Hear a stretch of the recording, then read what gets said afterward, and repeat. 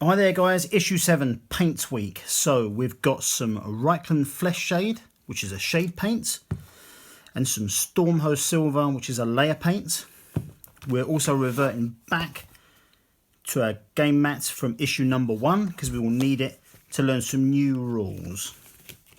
So last week I mentioned that I was going to expand the little playthroughs that we do at the end of the video, and I asked you guys if you wanted to see one of the 2 following battle reports. And again, it will be based on the scenario that we get in this magazine. I asked you if you wanted to see either Stormcast Eternal versus Ossiarch Bone Reapers or Nighthaunt versus Slaves to Darkness. And it was almost unanimous that people wanted to see the Nighthaunt clash with the Slaves to Darkness. So there will be a small battle at the end for that. So stay tuned to the end if you want to see that. Okay, so what have we got? Issue 7. Discover more storm hosts. Learn to use shade paints and new rules to play through. In this issue comes with your first shade paint, Reichland Flesh Shade, and your first layer paint, Stormhost Silver. Shades are thin paints designed to flow into the recessed details of your models, creating instant shadows. Layer paints are applied to the raised details of your models, creating brighter or lighter areas of colour called highlights. By using these paints together, you will create an incredible amount of depth and contrast to your Stormcast Eternals miniatures, and this issue's paint guide will show you how. Happy hobbying. Thank you, Ian.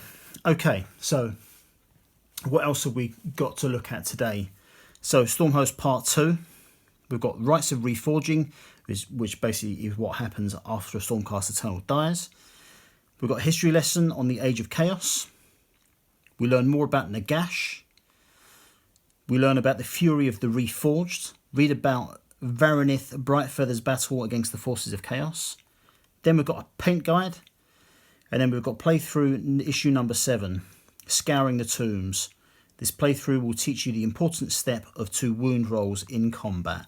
For those of you who don't know what that is, it's a really important part of the game that we are introduced to this week. And we will go through all of that when we get to the playthrough. Okay, the Heavenly Hosts. Every storm host has bled in the service of Sigmar. Some have established themselves as legends and are well known and revered by the mortals they fight to protect. Others are newly forged, keen to make their name by battling the enemies of Sigmar with hammer and spell. Regardless of the colours they wear, these mighty warriors stand ready to fight the enemies of order wherever they might be. Okay, so I'll go through the names of some of these. So these guys are the Sigmarite Brotherhood. We've got the Lions of Sigmar, the Blades of Dawn, Knights of Azir, and these awesome looking guys, the Celestial Vindicators. Okay. Celestial Vindicators are known to fight with a terrifying fury, tearing their foes apart. And this is just basically a short description saying that there is a difference between the different hosts, and some of what those are. Then we move on to the Rites of Reforging. When a Stormcast Eternal is slain, they are not truly lost. Their souls flash upwards towards Azir, back to Sigmar's vaults. In time it will be reforged to join the fight once more. The process of giving a fallen Stormcast Eternal new life is known as reforging. The reforging process is excruciatingly painful, even if it goes to plan. But it does not always do so. Sometimes a warrior loses something of themselves during the process. Each time they return to Sigmar's Forge, there is a chance they will emerge with their minds damaged. Some reforgings have been known to fail even more spectacularly, releasing the broken spirits of the fallen. Some souls who could not find form have been bound into the statues that line the Avenue of Saints in High Azir. That is grim. Okay, and then we've got 2 short accounts of different, of a Vindicator and one of the Anvils of Heldenhammer. So Garrus Direblade, basically this goes through that he had no less than 5 deaths in the service of Sigmar. With each death his fury has only grown, and his recklessness in battle has increased with it. With each reforging, his sunken eyes and battle-scarred face are twisted further by the anger that boils within his soul. And then Dahlia Sorrow Shield, it's had a completely different effect. So she's fallen to the swing of sword, the crushing blows of a demon, and the chill grasp of a Nighthaunt's Geist. With every reforging, a toll has been taken on her body and spirit. Her flesh is pale to the colour of recently slain corpse, her mood has become far darker, and her voice is little more than a whispering death rattle. Then we move on to Age of Chaos. So this is history number 6. After Sigmar's defeat at the Battle of the Burning Skies, the forces of chaos spread rapidly across the realm. As the centuries passed, the lands twisted into terrifying new forms while under their power. The touch of its chaos found its way to the mortal realms through the tiniest cracks. It took advantage of people's desires and weaknesses among both the powerful and the poor. And these people turned and embraced the power of chaos. The cracks opened wider. Eventually the chaos energy became powerful enough that it burst through the tainted realm gates and the spells of foolish wizards. Interesting. And then we've got Azirheim. So that is basically where all the lucky people went to. Azirheim was the only one of the realm's great cities to survive the Age of Chaos. When the gates of Azir were sealed, it became the last remaining bastion of order. Survivors from across the realms fled to the city in desperation. Despite several attempts, the dark gods of chaos have been unable to establish any footholds in the realm of Azir. Okay, then we move on to Nagash. Nagash is a truly ancient being of incredible necromantic might. He's a jealous god of the dead, and he is clad in hideous ancient armour and wreathed in soul-splitting energies. To look upon his towering skeletal form is to know the certainty of death and the pointlessness of hope. Blimey. And then we've got a little bit here about Nagashizar. Was once the fortress mountain that Nagash called home. It was destroyed by the forces of chaos in a brutal siege. Nagashazir later became the foundation for the obsidian pyramid at the heart of Nagash's realm. Death waits for all, the betrayers shall pay in time. Okay, and then we've got the realms, Fury of the Reforged, and we can see that we've got a massive Ogroid Thermagor about to smash up one of the Stormcast Eternal. Varanith's hammer dropped to the floor, and the stench of the Ogroid's sulphuric breath washed over him. The creature had him in a vice grip, and his armour was beginning to buckle. Varanith's arms hung limply at his side, and his wings would not heed his commands. Helpless to resist, he matched the Ogroid's hate-filled death stare with his own glare of steely defiance. The Ogroid roared and tightened its grip, crushing the prosecutor's armour. Varanith heard a sickening snap as his spine was crushed, and he felt no fear. Death held no power over him. He was a Stormcast Eternal, and his soul belonged to Sigmar. As his body, armour and weapons faded from the Ogroid's grasp, with crackles of lightning, the last sound that found his ears was the victory cry of the Chaos Horde. Then consciousness gave way to a darkness as his soul was drawn from his body and borne to Azir. I won't read the whole thing, but then it goes into, I will read some of this actually. This is some of the process of him coming back. Sensation returned with a quickness that sent panic and fear through Varanith's fractured essence. Thunderous waves of pain coursed through his soul. Broken memories flashed across his mind, the jagged sword of Chaos Warriors falling. The jagged sword of a Chaos Warrior falling, the deafening explosion of a magical fireball, and finally, the twisted grimace of an Ogroid Thaumaturge. All else was a hazy blur, but each death returned to his mind with punishing clarity. How long was he lost in his memories? An hour? A week? He didn't know. With a sudden strike, he knew where he was, the anvil of the apotheosis. Okay, so that'll do for that. Now we've got how to paint shade and layer paints. Now, so what we've got here is gather your Stormcast Eternals. Applying the Reichland Flesh Shade, and then dry brushing with some Stormhost Silver. Now quickly before we move on from this, I put a post out a couple of weeks ago asking my subscribers that if I was to do a Patreon, what would they be interested in me doing? I said subscriber Q&As, battle reports, painting guides, and something else. And the overwhelming requested thing was painting guides. So I will be running a painting guide on my Patreon. For anyone who watches and subscribes now, nothing will change. So if you don't want to be part of the Patreon, it's absolutely fine. The reviews will continue. Everything that I currently do will continue as it is. There will just be a few additions for the people that are interested in supporting me on Patreon. What I will say is that when I launch it, I will be doing Patreon slightly different to the way it happens elsewhere, in that every penny that is raised on Patreon for the channel, the community that can get involved and contribute to that will decide how it's spent. So I will work on various projects and that kind of thing, and I will ask the people that pledge the money on Patreon how they want that money to be spent. So it won't be a case of, thank you very much for your money, I'm going to run off and do whatever I want with it. It will be raised by you guys and it will be spent however you guys want me to spend it. Anyway, moving on.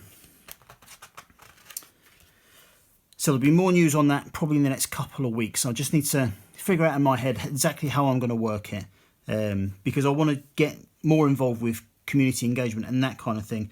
And it might be a way of doing that and giving you guys exactly more of what you want. Okay, moving on. So this is roughly how our guys will look after we've applied these two paints. Next up, we've got scouring the tombs. On the orders of Xandria Azure-Bolts, the Sequitors have been searching the ruined tombs, looking for magical relics. Anastasia Starstrike and her Sequitors picked their way through the depths of the dank mausoleums. In the dust and grime, they sought powerful magic items that had been left behind by long-dead followers of Sigmar. As they made their way through the darkness, more Nighthaunt geists burst forth from the cracks between stones and drift through solid walls to attack. The vaults rang out with the clash of blades and the bone-chilling wails of the risen dead. Okay, so what do we need this week? We need our old battle map. We need a range ruler. We need some dice. I've actually got 20 dice today because the chain rasps roll 2 dice at a time. There's 10 of them, so we may need all of those rather than re-rolling some of the 10 that we've already got. And then we just need to set up our Sequitors and chain rasps on the battlefield as indicated. Okay, so that's us set up. What I'm going to do is I will play the scenario one way and the other. So in this playthrough, as the book suggests, the Sequitors go first. And what I'll do is I'll play through again as the Nighthaunt before moving on to our battle with the Slaves to Darkness. So what we've got is we start with our movement phase. Now, Sequitors move up to 5 inches and then they've got a 3-inch pile in. They are well within that here, so I'm just going to move them up and engage in combat. Now we've got no Xandria Azure-Bolt today, so there's no psychic phase, so we're straight into combat. Now each Sequitor rolls 2 dice, and so what we're doing first is we're rolling 2 wound. Now Sequitors roll 3 up, they need to get 3 ups in order to get a successful wound. So we roll our 6 dice, and 5 go through, and then we go to the actual hit. So we roll the dice that were successful again, and in this case we're looking for 3 ups again, and they all go through. Now, the Nighthaunt, they can only take 1 wound per model, so that's 5 models gone straight away. Now it's their go, they're going to hit back, so they'll pile in so they can all get an attack. And these guys, they roll 2 dice per model as well, so that's 10 in total. Now these guys are looking for 4 up. Let's see how many we get. 1, 2, 3, 4, 5, 6 go through. And then we roll again and we're looking for 4 up as well to hit. That one's cocked, so we need to roll it again. Okay, now that was good, very good. So they've done, so 4 hits have gone through. Each Sequitor can take 2 damage per model. So that kills 2 of these straight away. Now our remaining Sequitor is going to hit back with 2 dice, looking for 3 up. 1 goes through, roll it again, and that goes through as well. So that kills another one of these. Another one of the chain rasps. Chain rasps pile in again. There's 4 left, so that's 8 dice. So looking for 4 up. And we've got 1, 2, 3, 4, 5, 6 go through. And we're looking for 4 up again. And just 2 go through, but that's enough to kill the last sequitur. Right, so now it's the chain rasp's turn to go first. Now the chain rasps move up to 6 inches. So how I measure this is these guys at the back, they are more than 6 inches from the guys at the front. So I measure 6 inches from the model, and that includes everything up to this row here. So everything up to that row there can move to within an inch. But if we just advance them, so there is a bit of a gap. And then these guys at the back, they can go up to 6 inches, so they can get right into the pack here. So that's the move. Now they can all pile in up to 3 inches as well. So the best way to do that for these is to arrange within a 3-inch pile-in as many models that can get into combat as possible. And if we do this right, we'll get all 10 models to within an inch. And there we go. We've managed to do it. Right, so the chain rasps, 2 dice each, looking for 4 up. So I've got 20 dice here. Let's see what we get. Carl, that is a fantastic roll. So how many did we get? 2, 5, 9, 12, 15. So we're looking for 4 up again with 15 dice. We'll probably kill the sequiturs outright here. No. 1, 2, 3, just 4 go through. So that's 2 models slain.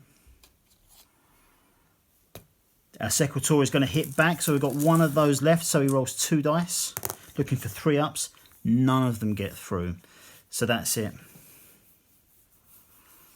These guys are going to move and pile in again. In fact, if I just pile in the ones that are here, and we'll move these up so as they remain within an inch of the other models. Now, the guys that are only within an inch can hit. So we've got 1, 2, 3, 4, 5, 6 models. So that's 12 dice.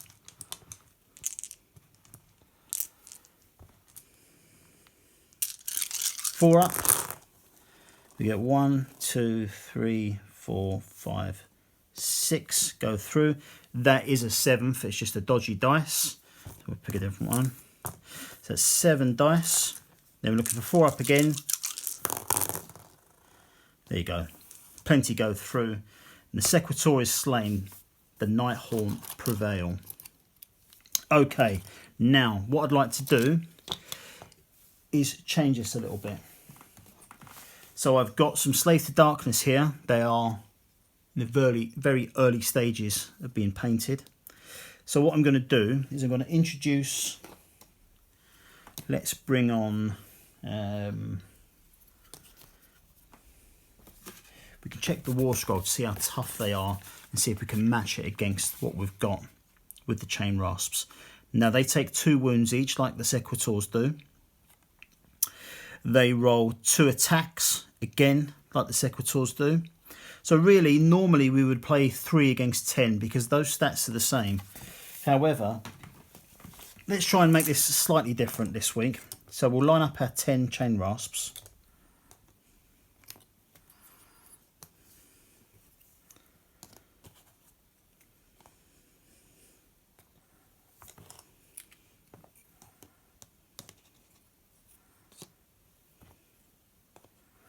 And what we'll do is we'll introduce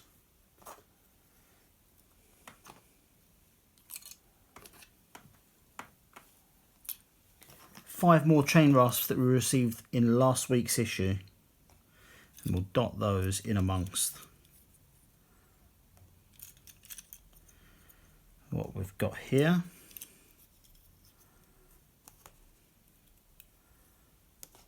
So we'll do that and we'll introduce another 2 Slaves to Darkness models. So we've got a very similar battle, but just ramped up a bit. So we'll do this. Let's say we will have the Slaves to Darkness go first. So they will... Now, Slaves to Darkness, so in their hand weapons, there are 3 up to hit and a 3 up to wound as well. So more or less the same as the Sequitors, it's just that we've got more models available. So we will move them, their movement, which is to within 5 inches. So we'll get those straight into battle. So 2 dice each, so that's 10 dice. Right, 3 up to hit. There's 1, 2, 3, 4, 5, 6 go through, and then 3 up. Sorry, so that was to wound. Sorry, that was to hit, and then 3 ups to wound. 1, 2, 3. Only 3 go through. So let's get rid of 3 of these guys. Okay, chain rasps are going to hit back. Now we've got 1, 2, 3, 4, 5, 6, 7, 8, 9, 10, 11, 3, 6, 9. 12 models here, so that's 24 dice. I've only got 20, so we'll roll another 4 dice when we're done. So we're looking for 4 ups here. It's another good one. 1, 2, 3, 4, 5, 6, 7, 8, 9, 10, 11, 12 go through, and then we've got to roll the other 4 dice. So 4 ups on here, nothing. Okay, so we're rolling the 12 successful hits. Looking for 4 ups again. So 1, 2, 3, 4, 5, 6 go through. Okay, so that's 6 wounds. That's 3 models dead. So I'll take 1 from there, 1 from there, and we'll take this one as well. Okay, Slaves to Darkness go again. 2 models left, so that's 4 dice. Looking for 3 ups. And ooh, that's no good. 1 goes through, 3 up to wound, and it goes through, so that's 1 model slain. We've got our 11 chain rasps going again, so 4 up. 1, 2, 3, 4, 5, 6, 7 go through, and then we re-roll these 7 again, looking for 4 up again. 1, 2 go, 3 go through. So that's 1 model removed. We've got 1 model left.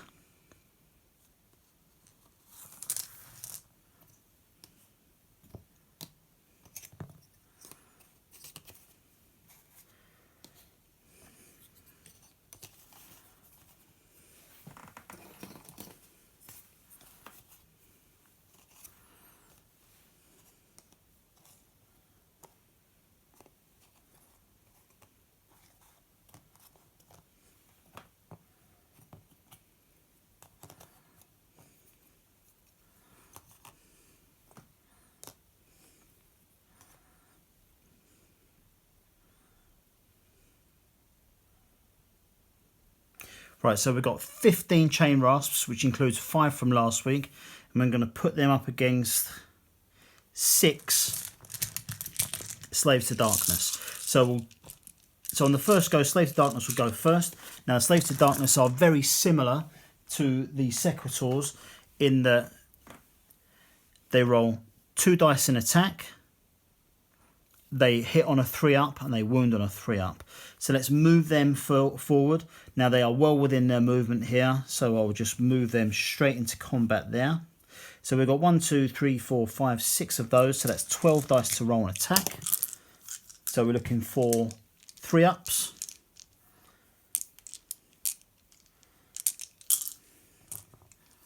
Let's see how they get on. So 1, 2, 3, 4, 5, 6 go through. 3 ups again to hit. Sorry, to wound. 1, 2, only 3 go through. So that's a poor roll really from them to start with. Now over to the Nighthaunt. So they're gonna move and pile in. So again, they need to be to within an inch to hit. Now we probably won't get all of these in here because we've got more models, but the problem with the Nighthaunt is, sorry, the problem with the chain rasps is, because you can field so many of them, it's difficult to get them all to within an inch. So what we've got is 1, 2, 3, 4, 5, 6, 7, 8, 9 within an inch. That's 18 dice. So they need 4 up to hit. 1, 2, 3, 4, 5, 6, 7, 8, 9, 10, 11, 12 go through. Pretty remarkable, to be fair. So of those 12, we need 4 ups to hit. So 1, 2, 3, 4, 5 hits. So we've killed 2 models and we've wounded 1. So we'll put that little dice there to remind us. Right. So we've got 4 Slaves of Darkness left. So that's 8 dice. So we're looking for 3 up, of which we get only 3. Oh, rolling terribly. Okay, 3 up again to hit. Nothing. Ooh, that is harsh. Okay, so 18 dice again. Looking for 4 up. 1, 2, 3, 4, 5, 6, 7, 8, 9, 10 go through. 4 up again. 1, 2, 3, 4, 5 go through. So that kills 1, kills 2, does another damage against the guy that's already got 1 wound. So he's gone.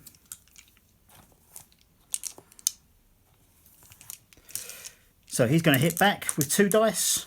Not much hope for him. 2 hits, 2 wounds. That's 2 models gone. These guys are gonna again pile in. We won't need all of these, I don't think. 1, 2, 3, 4, 5, 6, 7 there. So that's 14 dice.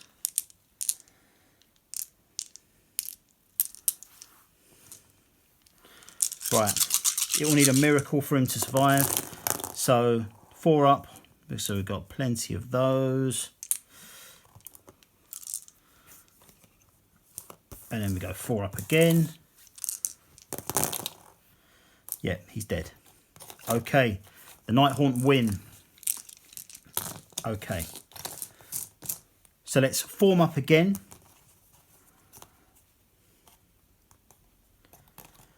We'll have one final battle with the Nighthaunt going first.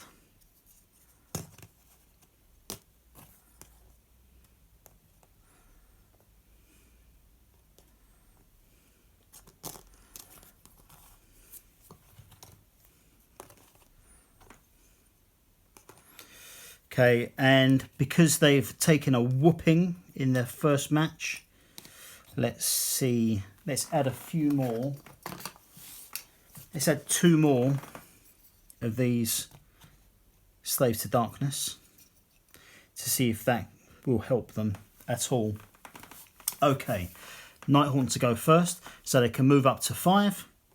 So we know that everything in front of this last line here can get straight into battle, and then those can pile in if there's space afterwards. So let's see if we can economically get as many in as possible. Goes right in there.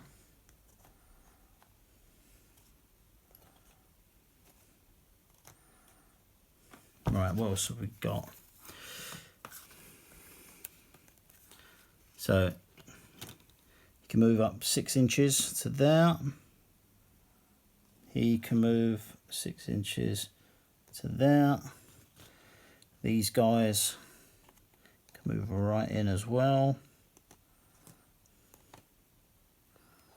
These guys at the back can get pretty far. Okay, so that's them all moved.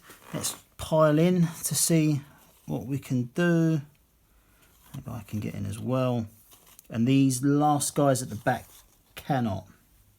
Okay, so how many are in striking distance? So that's within an inch. 1, 2, 3, 4, 5, 6, 7, 8, 9, 10, 11. So I've got 11 that can do it. So that's 22 dice on a 4-up. So here's the first 20. 1, 2, 3, 4, 5, 6, 7, 8 successes. And then we've got our other 2 that we didn't have enough dice for. There's 1 more success. So rolling again for more 4-ups. How many successes? 1, 2, 3, 4, 5. So that's 2 models slain. We'll take the ones from the edges. And then 1 model takes 1 damage. Okay, now, so Slaves to Darkness hit back. So how can they fare? So he can pile in around that direction. He's already in. He can move around that way to get him in. Everything's within 1 inch. Right, so 1, 2, 3, 4, 5, 6 models can hit. So that's 12 dice. Right, okay. 3 up. 1, 2, 3, 4, 5, 6, 7, 8 successes. 3 up again. 1, 2, 3, 4, 5, 6, 7, all successes. Okay, so that's 8 models removed. 1, 2, 3, 4. Let's take these ones from the edges. 5, 6, 7, 8. Okay, right. Nighthaunt are going to hit back. He's going to move around a bit to allow this one in. 1, 2, 3, 4, 5, 6, 7 models attacks. That's 14 dice.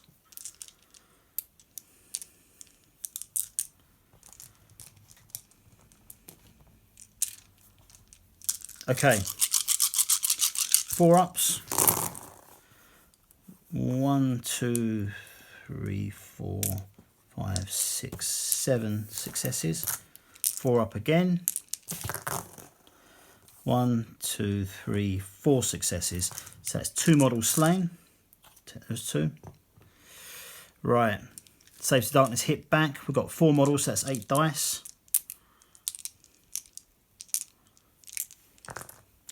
3 up. 1, 2, 3, 4, 5, 6 go through. 3 up. 1, 2, 3, 4 go through. So let's take 1, 2, 3, 4. Okay, so we've got 3 Nighthaunt left. So that's 6 dice. 4 up. 1, 2, 3. 4 up again. Only 1 goes through, so we allocate 1 wound to him. And this might be the last one. So 1, 2, 3, 4, 5, 6, 7, 8 dice to roll. 3 up.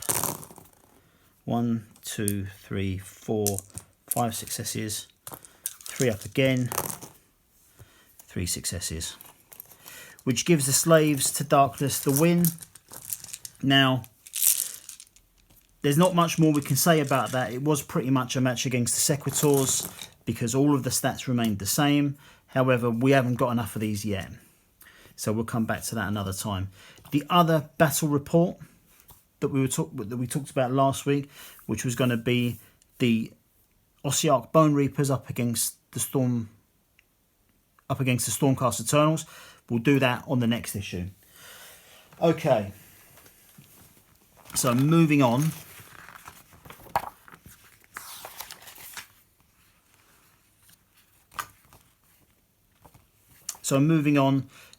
Again, we've got the War Scrolls updated slightly here, so it's added the to hit rolls. So 3 ups for the Stormcast and 4 ups for the Chain Rasps. It's got an option here for additional forces, which is we could have added the Mindworn Banshees into the match, but I think to be fair, 10 Chain Rasps and a bunch of Mymorn Banshees would have been way too much for the Stormcast. But if people want to see that, let me know and I'll add it onto the next one. Okay, so what have we got coming up next? Issue number 8. So we already know about this from last week, but we've got the Celestar Ballista and Cantor Blue paints, which is good. And then issue number 9, we've got reinforcements for Sequitors and Castigators. So 3 more Sequitors and 2 more Castigators, which really starts to bulk things out a bit more, which would really be great for looking back on this scenario as well. Now that we've got some extra Sequitors in there, it'd be interesting to add in those Mymorn Banshees. But that is the issue. People don't generally like the paint issues. They tend to think it's boring. But we've got some important content there this week, especially with the update to the rules. So thanks very much for watching, guys. I hope you enjoyed that. And I'm very sorry that it's late, but I will be back to you very, very soon with issue number 8. Thanks very much. See ya.